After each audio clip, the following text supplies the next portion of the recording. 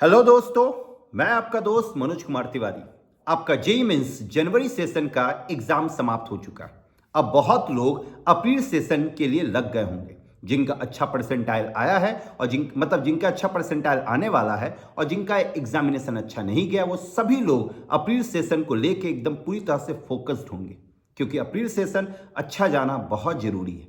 जिनका अच्छा नहीं गया, जिनका भी परसेंटाइल 95 से पहले आ रहा है, 95 से कम आ रहा है, उनका अप्रैल सेशन अच्छा जाना बहुत जरूरी है, क्योंकि 95 के ऊपर जाते हैं तो आपको एनआईटी में अच्छे कॉलेज में एडमिशन मिल सकता है, याद रखें।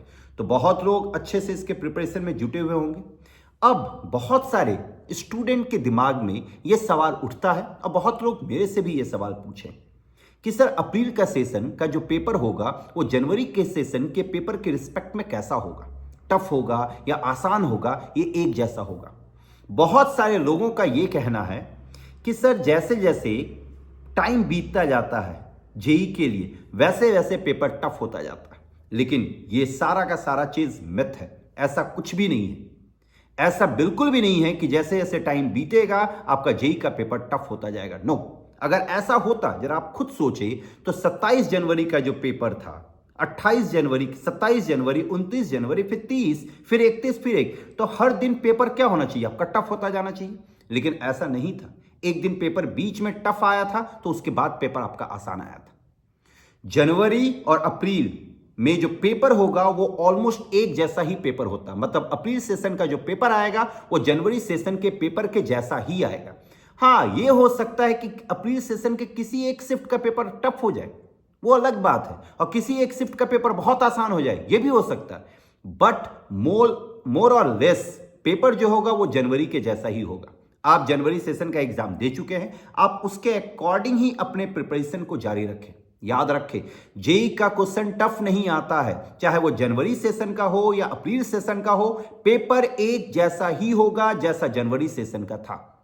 आप अपने प्रिपरेशन को उसी के अकॉर्डिंग रखें, एकदम सरफेस सरफेस सारे टॉपिक को पढ़े, सारे टॉपिक को, ये याद रखें जो आपको कह रहे हैं, सारे टॉपिक को पढ़ना बहुत जरूरी है। अगर आप किसी भी टॉपिक को छोड़ते हैं तो आप जेई से दूर जा रहे हैं। बहुत सारे स्टूडेंट को यह बात नहीं पता होता। बहुत सारे स्टूडेंट सोचता है चल भाई एक टॉपिक छूट गया, कोई दिक्कत। नो, दिक्कत है भाई मेरे, दिक्कत है। आपको पढ़ना पड़ेगा सारा टॉपिक। अगर आप सारा टॉपिक नहीं पढ़ते हैं तो आप कंफर्म रहे कि कहीं ना कहीं कुछ ना कुछ क्वेश्चन छूट सकता है।